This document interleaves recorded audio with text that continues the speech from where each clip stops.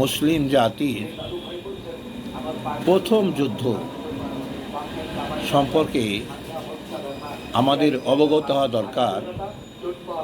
মুসলিম জাতির যে রাসূলুল্লাহ সাল্লাল্লাহু আলাইহি সাল্লামের নেতৃত্বে সাহাবাদের দল গঠন হয়েছিল, তাদের মনোবল ছিল চাঙ্গা, আর কাফেরদের মনোবল ছিল দুর্বল। সেই কারণে ৩১৩ জন সৈনিকের ভিতরে এরা এমন একটা অবস্থা সৃষ্টি হয়েছিল যে আল্লাহর মেহেরবানিতে, আল্লাহর দয়ায় বদরের প্রান্তে মুসলমানদের বিজয় হয়েছিল। মনোবল আজকে শিরোনাম। বদর আমার প্রথম যুদ্ধ,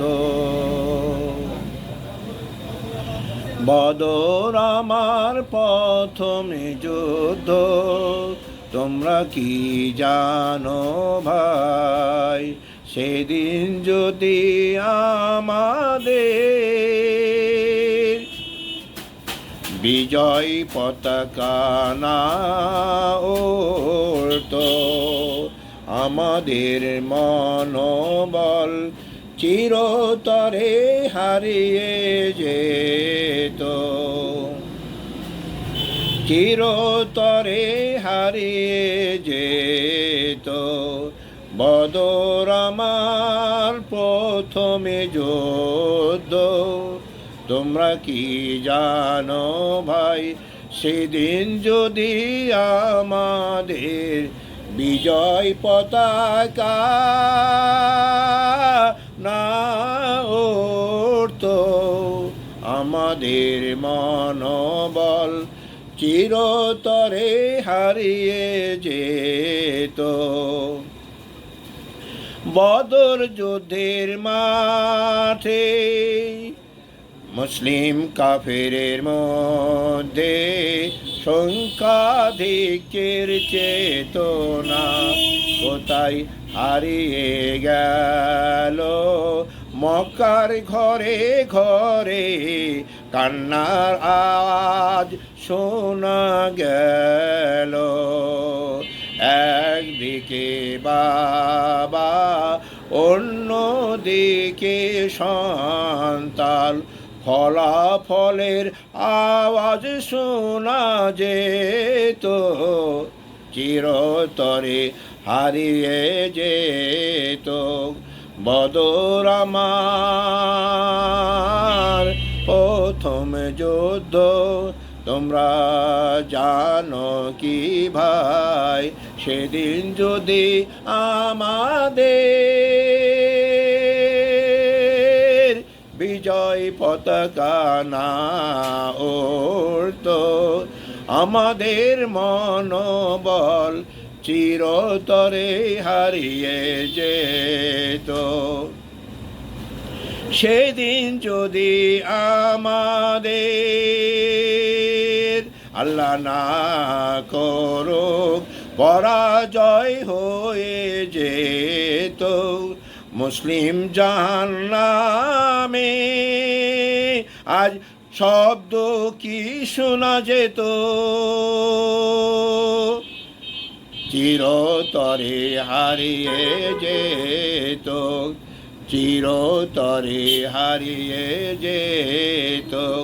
বদর আমার প্রথমে যুদ্ধ, সেদিন যদি আমাদের বিজয় পতাকা না উড়তো, আমাদের মনোবল চিরতরে হারিয়ে যেত, চিরতরে হারিয়ে যেত। ৩১৩ সৈনিক নিজের জীবন বাজি রেখে আল্লাহর প্রতি ভরসা করে বীর বিক্রমে সংগ্রাম চালিয়ে যেত, তাদের সাহস দেখে কাফেরগণ ভয়ে কম্পমান করতে করতে যুদ্ধের ময়দান থেকে আপন জীবন নিয়ে পালানোর দৃশ্য দেখা যেত, চিরতরে হারিয়ে যেত। বদর আমার প্রথম যুদ্ধ, তোমরা কি জানো ভাই, সেদিন যদি আমাদের বিজয় পতাকা না উড়ত, আমাদের মনোবল চিরতরে হারিয়ে যেত, চিরতরে হারিয়ে যেত।